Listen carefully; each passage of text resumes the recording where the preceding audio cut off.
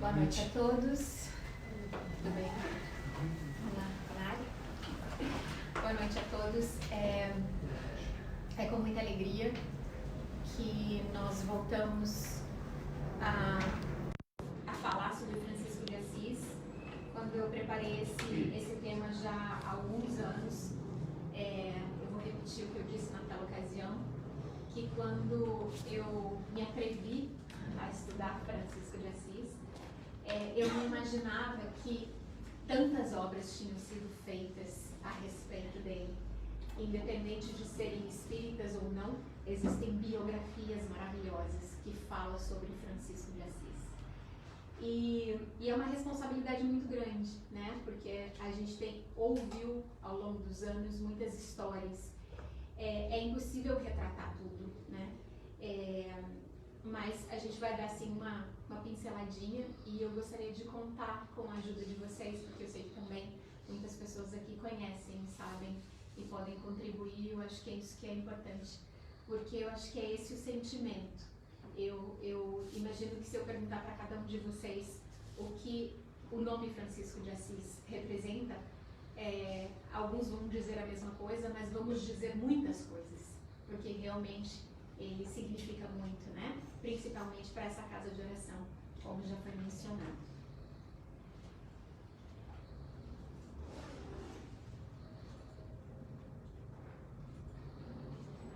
Francisco de Assis, Poverello d'Assisi, como é conhecido na sua terra natal, a Itália.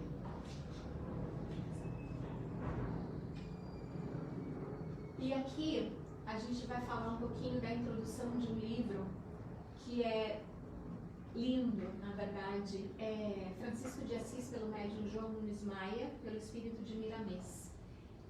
Quem ainda não leu e tem a oportunidade, por favor, faça, porque realmente é uma obra de arte, né?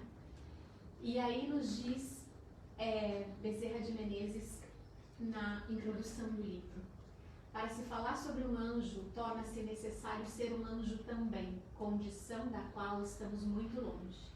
Se Bezerra está longe, imagine nós, não é? Vamos dar leves traços sobre este livro que retrata a personalidade de Francisco de Assis há 8 séculos atrás. Francisco de Assis viveu a mensagem do Evangelho de modo a consolidar a palavra amor, fazendo-a sair da teoria e avançar para a própria prática do dia a dia.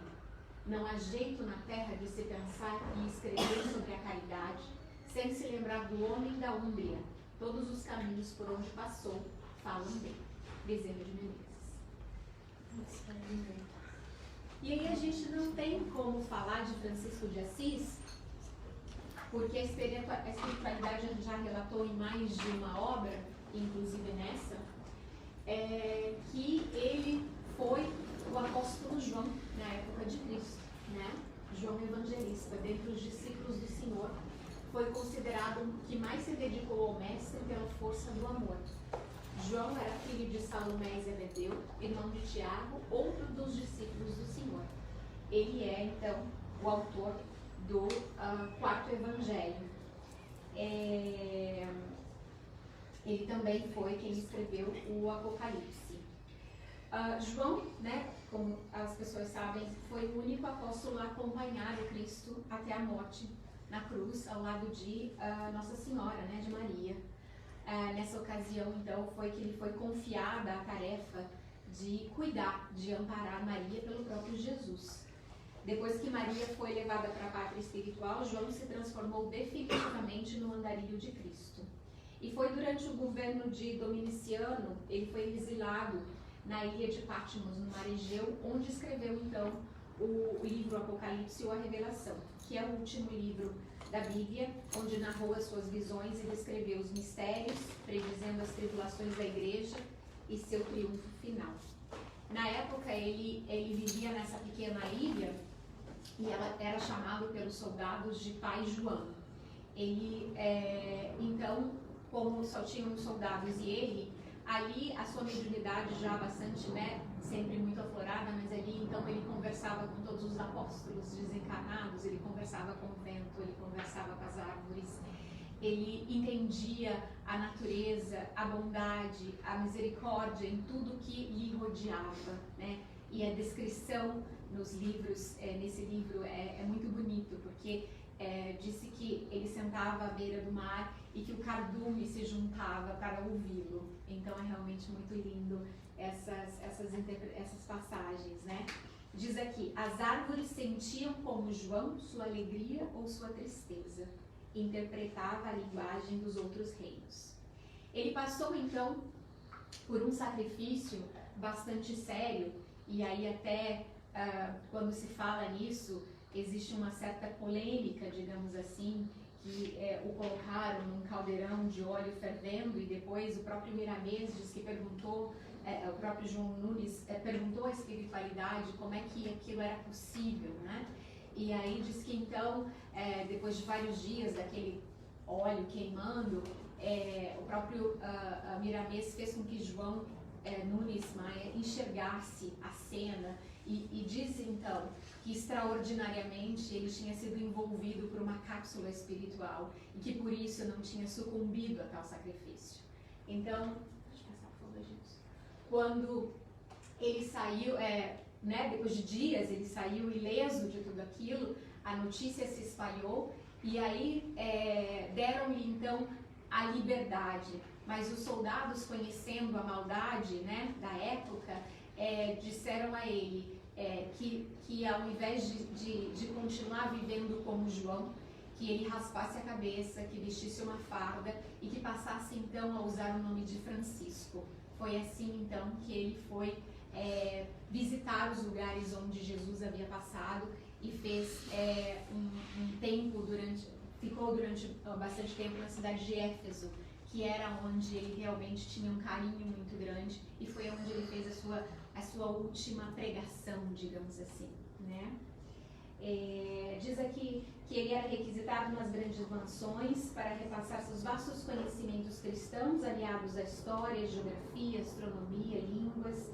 Neste período não fazia pregações públicas, no entanto, procurava viver integralmente os preceitos do mestre. Numa certa ocasião, numa família abastada, existia um jovem chamado Pátios, que já tinha sido visitado por vários médicos, e na época, né, a lepra, a hanseníase não tinha cura. Então foi ele que conseguiu curá-lo, através, lógico, de toda a conexão espiritual, porque ele falava com Jesus, ele recebia as orientações do plano espiritual sempre, né? Sempre quando ele erguia os olhos, e por muitas vezes, assim como Francisco depois, né? E como fez Paulo, o que queres que eu faça? E aí, estudando isso, a gente para pensar, quando é que a gente faz isso, né? Quando é que a gente para perguntar o que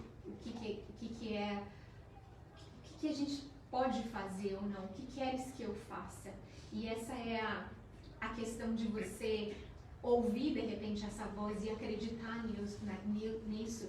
Porque numa das entrevistas que eu vi de um dos coordenadores da FEB, que falava sobre Francisco de Assis, ele diz isso mesmo, né?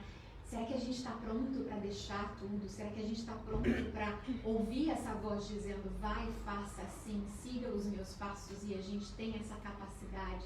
Lógico, nós estamos falando de João Evangelista, de Francisco de Assis, mas a gente não pode jamais esquecer que somos filhos do mesmo Pai e que cada um que está aqui tem a sua única e intransferível missão.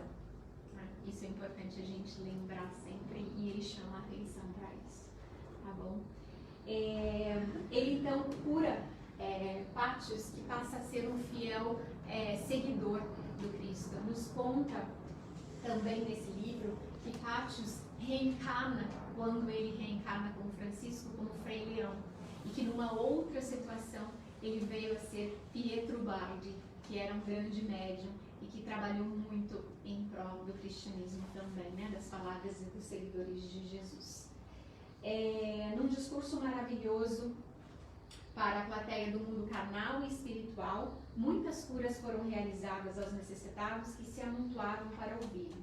Volta aos seus aposentos e finalmente voltava à pátria espiritual, contando quase um século de idade, amparado por Paulo e pelo próprio Mestre Jesus. Por favor. E aí a gente fala como é que se encontrava a Terra quando Francisco de Assis reencarna na Itália. Na Itália dilacerada entre o Papa e o Imperador, cidades voltadas umas contra as outras, nobreza e povo, tradições rurais e progresso de uma economia cada vez mais invadida pelo dinheiro, e também o ligava à sua época, esse tempo trepidante do avanço urbano, da inquietude herética, do ímpeto prestes a ser quebrado pela cruzada, da poesia sensível também dilacerada entre as paixões e os sentimentos refinados, como parece fácil situar. Esse é um historiador francês que fala sobre Francisco de Assis. Então, quando ele vai reencarnar, realmente é um período muito complicado, onde as sombras, né, estavam atuando fortemente, né, onde a igreja acreditou que a cruz do Cristo devia estar nos estandartes de guerra, né, aonde toda a sua mensagem tinha sido desvirtuada, né. Então acontece a preparação, desculpa, é isso que eu comentei aqui antes, né? Na França, no concílio de Vermont, em outubro de 1905, o Papa Urbano II, inspirado pelos agentes das trevas, deu o grito de guerra. Deveriam matar todos os muçulmanos em defesa do Santo Sepulcro.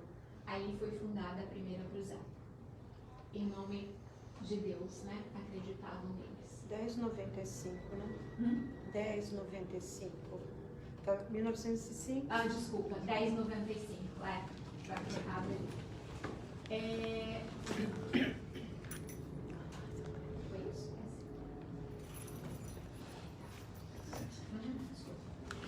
Preparação no mundo espiritual para a reencarnação de Francisco.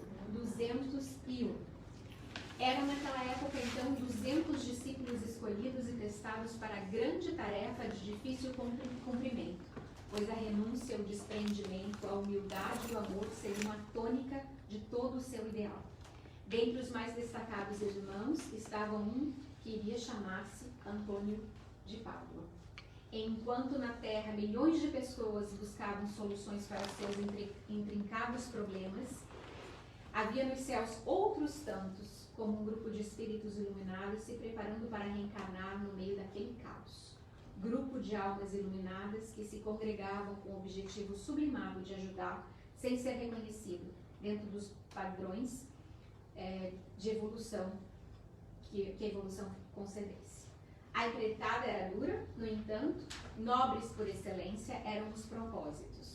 O calendário da Terra marcava o século XII e a Idade Média pegava fogo pelas incompreensões humanas. Francisco, então, antes de reencarnar, ele começa a passar por várias cidades e países por onde ele passaria quando reencarnasse. Ele fazer um reconhecimento de terreno, digamos assim, né? Assim como várias falanges espirituais de vários lugares do mundo que passaram a ter conhecimento do discípulo do amor na Terra. Então existia toda uma preparação espiritual para que isso acontecesse. E assim como a gente, quando vai reencarnar, existe uma preparação espiritual, a gente, né, normalmente conhece o nosso pai e a nossa mãe antes de reencarnar, pede permissão a eles para serem os nossos genitores. Parece até brincadeira, né? Porque ele realmente poderia escolher o pai e a mãe e se impor, né? Mas ele veio anteriormente em sonho, tanto para Pietro Bernardoni quanto para Maria Piccolini, que seriam os seus genitores. Ela sonhava com ele como o apóstolo João. Ela tinha a intuição de que o filho que ela receberia era realmente um ser iluminado. E comentava isso com uma senhora grega, que era sua serva, Jarla, que a acompanhava, né? Ela confidenciava, que ela sonhava com essa criança, mas que tinha em mente que ele seria um anjo, né? Ela comenta, um espírito iluminado, e se lembrava de João, o evangelista. Ao contrário disso, Pietro Bernardoni, que era de posses, né? Eles eram comerciantes, ele era comerciante, era muito abastado, ele tinha comércio, vendia sedas, enfim, tinha toda uma reputação, digamos assim. Ele sonhou também numa certa ocasião, mas aí ele já via a referência de Pai Francisco, porque ele tinha sido um leproso e tinha sido curado em Éfeso na época do passado. Então a referência que ele tinha era Francisco. Nasce então, né? Aqui tem uma dúvida, 1182, tem alguns livros que falam um ano antes, mas isso enfim, não é importante. Nasce Francisco João Bernardone, no dia 26 de setembro de 1182. E aí acontece a discussão do nome escolhido, porque quando a senhora vai dar à luz, e também nos diz que naquela ocasião ela envolta por servos e durante o trabalho de parto ela preferiu ser colocada numa situação mais simples, ela não quis recebê-lo com as almofadas e com as sedas. Ela conta no livro que ela foi também ter com a natureza, com os animais, para receber, porque era o instinto que ela tinha, era a intuição que ela tinha para receber Francisco, assim como tinha sido na ocasião de Jesus, pela humildade, pela simplicidade. Ela então, como o marido viajava muito, quando teve o menino, chamou-o de João, o Giovanni, né, em italiano. Não se sabe exatamente por quando e qual foi a razão de que o nome foi trocado depois, mas no primeiro momento ele veio como João para a mãe dele, e o pai então depois provavelmente acabou insistindo para que se tornasse Francisco, ou porque a mãe era francesa e também, enfim, tem aí uma diferençazinha, mas ele acabou então sendo conhecido depois como Francisco de Assis. Já ele teve uma infância tranquila, teve uma infância sem muitas perturbações, mas quando já foi crescendo um pouquinho, ele se inquietava em ver como as pessoas, como ele tinha tanto e as pessoas não tinham o que ele tinha. Ele questionava-se interiormente, né, intuitivamente, né, que como que os servos eram tratados, como ele se preocupava com o outro, isso já de uma tenra idade. E a mãe era realmente o alicerce dele, e essa senhora que também era comprometida com a encarnação dele, já ela foi um alicerce para que ele conseguisse seguir os caminhos, né? Diz aqui que a mãe dele era de alma sensível e mansa, dedicada aos seus labores domésticos. Ele, o pai, era a personificação do vendaval, enquanto a esposa lembrava a brisa, né? Aqui também de uma outra psicografia. Eles tiveram então os sonhos, acabou que ele foi conhecido como Francisco de Assis, a infância foi tranquila, ele continuou tendo muitas diferenças com o pai. O pai queria que ele fosse o seu sucessor, queria que ele fosse um comerciante, né? Maior ainda do que ele era. E embora tivesse dinheiro e posição social, o Francisco tinha essa inquietação e ele não se sentia feliz. Diante da necessidade do serviço, ele imaginou que seria importante então se alistar. Passou tempo nos campos de treinamento, mas na primeira emboscada no campo de luta ele foi preso. E ficou preso por um tempo. Um tempo depois ele alistou-se para ser o cavalheiro das cruzadas, o que deixou seu pai orgulhoso, mas retornou porque passou a ouvir as vozes anteriores com mais força. Então, de quando em quando, vinha um recado do mundo espiritual, né, chamando ele ao compromisso que ele havia assumido, que até então ele não tinha entendido qual era, né? Ele se inquietava, mas ele ainda não tinha entendido qual era a missão. Então, quando ele ficou adoentado, ele, segundo os espíritos, passa então a ter em suas mãos o Evangelho escrito em italiano. Depois de ler as palavras do Cristo e viver aquela experiência, nunca mais foi o mesmo. indo à batalha de Spoleto na Puglia, cai doente, ouve o chamamento do Cristo e retorna a casa. Decide então mudar a sua vida e passa e deixa então, né, o luxo, a nobreza, porque ele tinha, assim, como jovem, quem assistiu o filme, quem leu, ele ia às festas, né? Ele era jovem na época, com bebida e tudo, mas aquela inquietação existia e foi então que ele ouve, né, Cristo falando: Francisco, constrói a minha igreja. Francisco, constrói a minha igreja. Mais uma vez, Francisco constrói a minha igreja. E nesse primeiro momento ele não entende qual era a missão.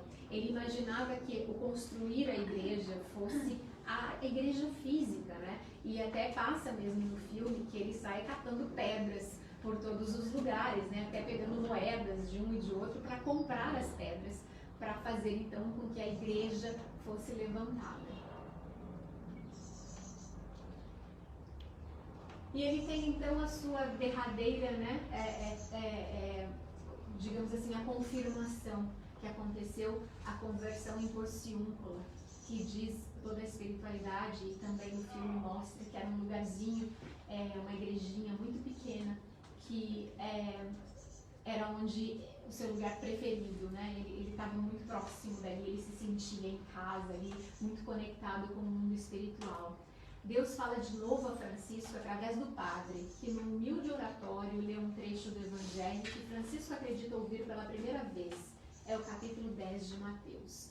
Vai, disse o Salvador, e anuncia que o reino de Deus está próximo. O que recebeste gratuitamente, dai gratuitamente. Ele então solta um grito: eis o que quero, é isso que procuro, isso que desejo fazer do fundo do coração. Então ele estava aí realmente certo da sua missão. E começa então a história da equipe de trabalho, né? E vale lembrar que ele estava sempre muito próximo da natureza, né? Ele vivia nas grutas, ele andava pelos bosques, ele tinha um contato com a natureza, muito semelhante daquilo que João tinha vivido na ilha, né? Ele já trazia tudo isso com ele. Ele diz aqui também que o problema com a família dele não eram maiores porque o pai viajava muito e que ele estava sempre amparado pela mãe e pela senhora que o acompanhava.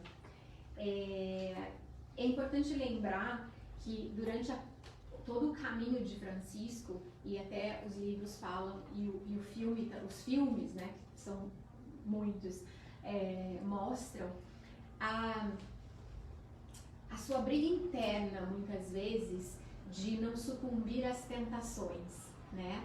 E aí a gente imagina que as pessoas mais evoluídas, né, os espíritos mais evoluídos que vêm para a Terra, eles estão imunes a tudo isso, e é muito pelo contrário, na verdade. A gente sabe que quanto maior é o compromisso espiritual, maior é a dificuldade de conseguir realizá-lo, né?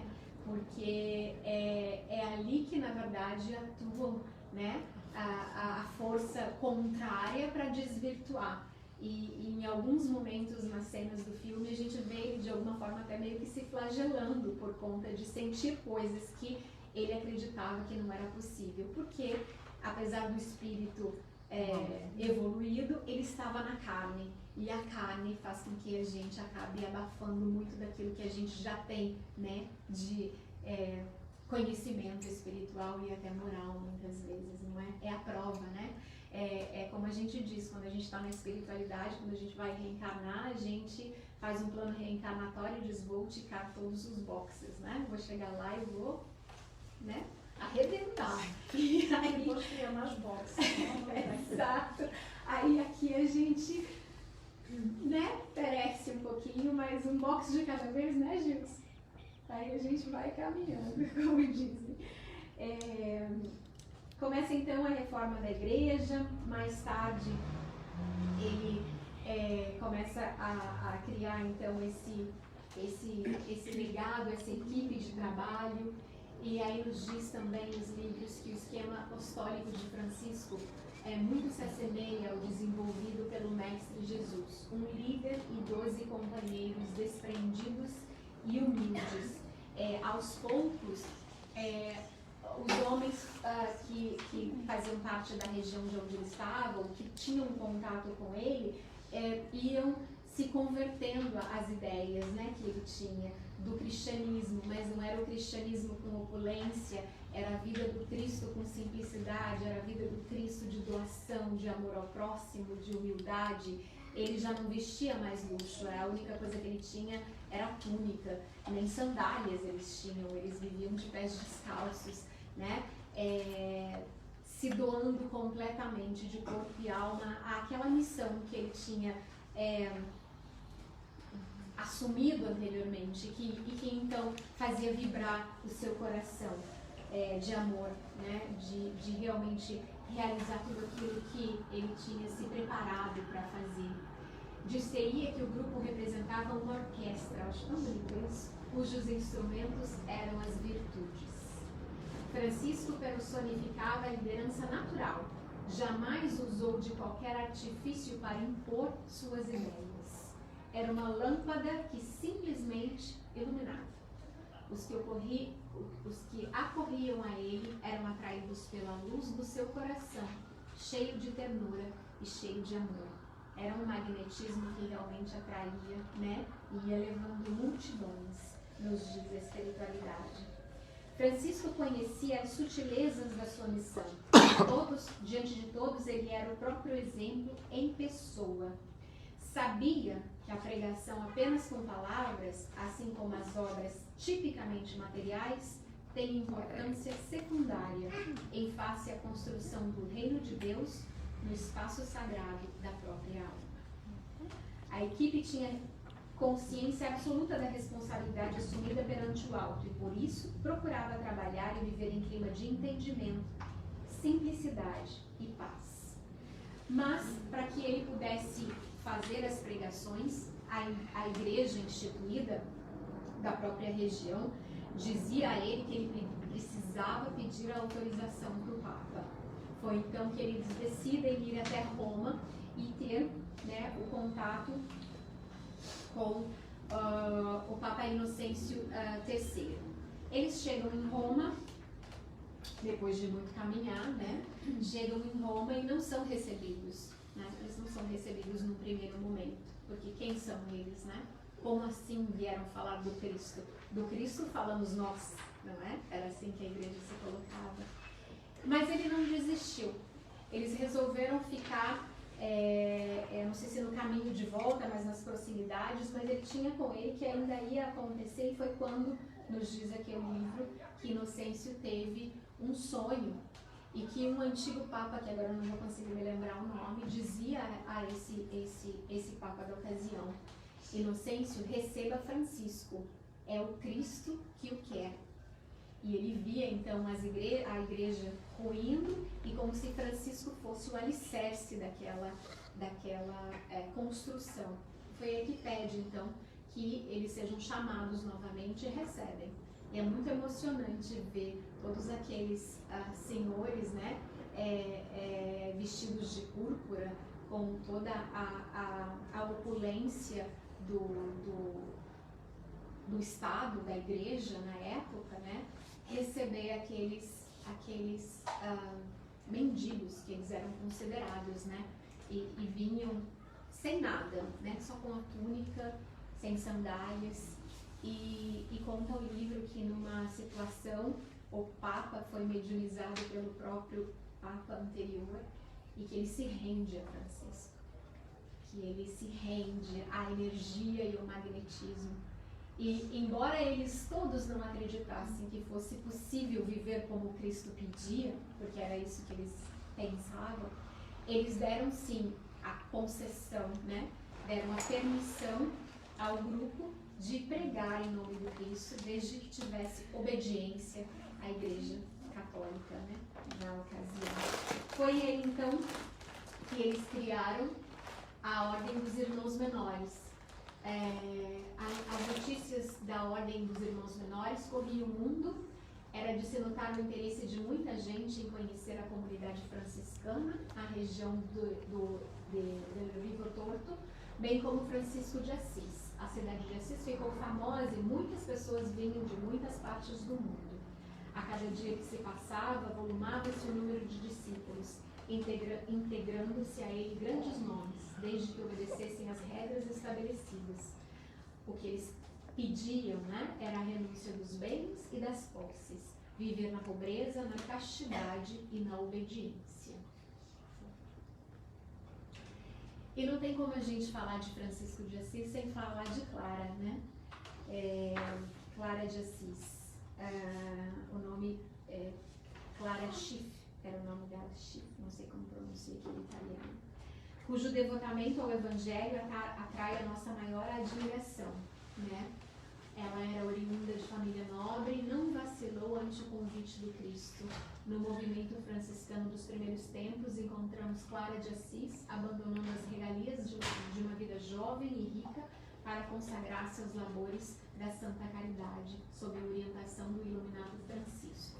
Amor sublime de almas afins, os conhecidos Irmão Sol e Irmã Lua. E também nos diz a espiritualidade, os próprios livros, de que Clara foi uma das encarnações de João de Ângeles, não é? Então imagine a caminhada desses espíritos, né? Eu acho interessante a gente entender o passado, mas também vejo que não desmerece em nenhum momento cada encarnação que essas criaturas tiveram, não é? Porque a gente lembra de Allan Kardec, daí lembra do druida, lembra, né? Mas eu acho que não desmerece ou vale acrescentar que é super importante a gente ter como referência, mas cada encarnação desses seres já vem carregada de tanta responsabilidade, né? Eu acho que bastava uma só para a gente não idolatrá-los, mas tê-los como inspiração. Isso só vem, né, nos mostrar a possibilidade de sermos cada vez melhores, né, na caminhada evolutiva, porque graças a Deus a gente vai voltar e graças a Deus a gente é hoje, né, a melhor versão de nós mesmos. Eu acho muito bonito isso, porque a gente já caminhou por tempos muito escuros. A gente já fez coisas que há pouco tempo atrás a gente teria muita vergonha de lembrar e graças a Deus a gente não lembra. A gente continua ainda, né? Mas eu acho que a gente tem a esperança e a oportunidade de pensar, estou me esforçando, da próxima vai ser um pouquinho melhor. Eu acho que isso é importante a gente ter como consciência, né? Tendo aqui a inspiração. Francisco Universalista, seu magnetismo era a energia do amor. Essa passagem, né, é contada em muitos livros e é bastante difundida. Conta-se então que na cidade de Gubbio a população toda vivia temerosa, porque tinha um lobo nas redondezas que acabava, né, comendo os animais e amedrontava os homens. E quando ele chega na cidade, as pessoas amedrontadas, ele não entende o porquê, então ele vai ter com o lobo, né, e tem uma conversa, digamos assim, com a criatura, e com todo o seu amor, com todo o seu entendimento, com toda a sua luz, né, a gente vê o amigo lobo se rende, né, a ele. E ele diz nesse diálogo que ele entende que o lobo tinha agido daquela forma porque estava com fome, mas o propósito era então que as pessoas da cidade passassem a alimentá-lo e ele então não teria mais necessidade de fazer o que já vinha fazendo por instinto. E foi assim então que aconteceu até que o lobo morreu velhinho e diz, numa das passagens que eu li, que existe em Gubbio um sarcófago, dizendo que ali existem os restos mortais do lobo, da lenda, da história. Então, para ver como a coisa acontece. E imprescindível falar sobre né, não tem como deixar de falar sobre a sua bondade, o seu amor com os leprosos da época, né? Ele estava o tempo todo em contato com os irmãos mais necessitados, né? E tinha assim a sua capacidade também, através da sua mediunidade, de realizar verdadeiros milagres. Ele também é considerado, né, é o patrono da ufologia, porque nós temos essa imagem que é muito conhecida, que mostra bem ele fazendo o discurso aos pássaros. Então, assim como ele falava com todos os reinos na ilha de Patmos anteriormente, também continuava com o mesmo amor, com a mesma luz para com a espiritualidade dos outros reinos, né? O Francisco Poeta. O verdadeiro poeta é aquele que consegue descobrir e transmitir a beleza das coisas. Assim, Francisco de Assis foi grande poeta. Refletia na própria alma as maravilhas da natureza e a presença de Deus. Por isso amava intensamente a vida. Cântico do Irmão Sol e Irmã Lua, do Irmão Sol, considerada uma das mais belas obras religiosas desde os Evangelhos. A gente tem aquela oração que é considerada a oração de Francisco de Assis, embora não exista nenhuma escritura dizendo que era realmente de autoria sua, mas independente de qualquer coisa, né, que a gente seja instrumento da paz e que todo mundo conhece, eu acho que é um cântico lindíssimo também de amor, de doação, e tá tudo ali, né? Que é onde houver trevas, que a gente seja luz. Quer dizer, tá tudo ali. A gente lê aquela oração, a gente sente realmente como a gente pode ser, né? Como a gente pode iluminar o caminho do outro. E ele não pede na oração nada para ele. É tudo em prol do outro. Que eu seja a luz do outro, que eu seja a alegria para o outro. E isso é realmente a doação de amor e de caridade que se faz, né? E aí ele retorna à pátria espiritual, muito aguentado, né? Ele ainda visita várias cidades onde multidões o esperavam, volta a Assis e desencarna em Porciúncula no dia 3 de outubro de 1226, cercado por alguns dos seus irmãos franciscanos.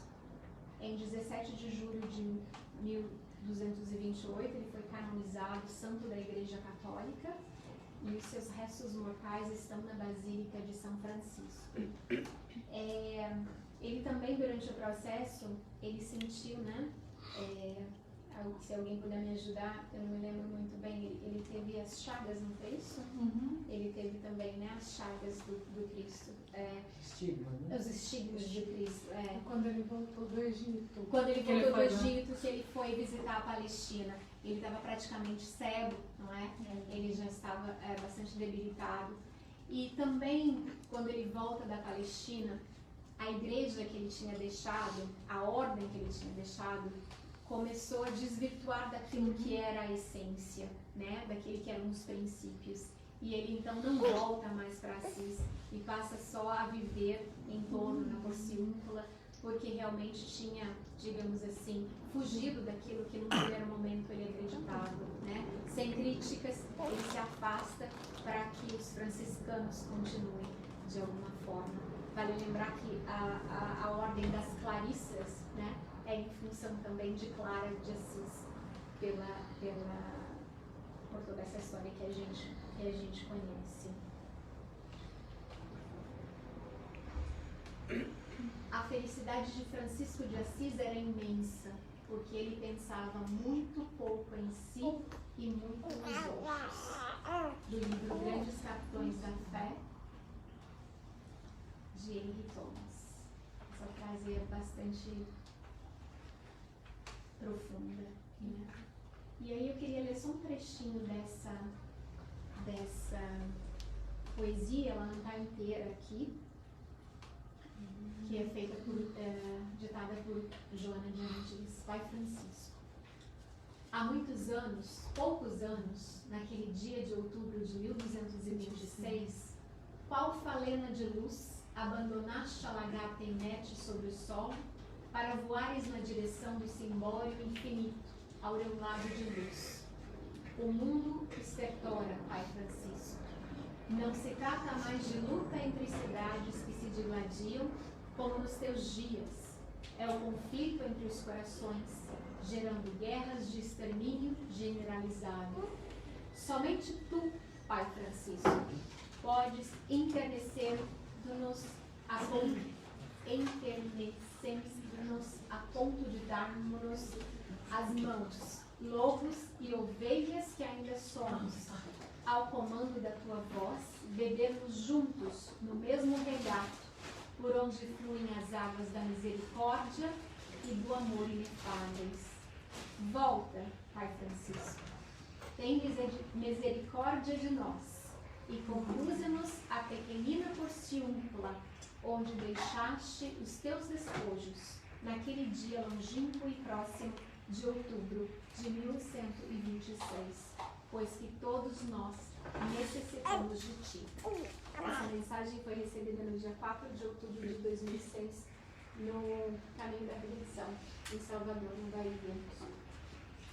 E João Rabelo, um dos coordenadores da Federação Espírita Brasileira, não sei se ele tem o mesmo cargo hoje, mas quando ele deu a entrevista falando sobre Francisco de Assis, ele comentou que ele, numa situação, perguntou a Divaldo Franco o que isso queria dizer.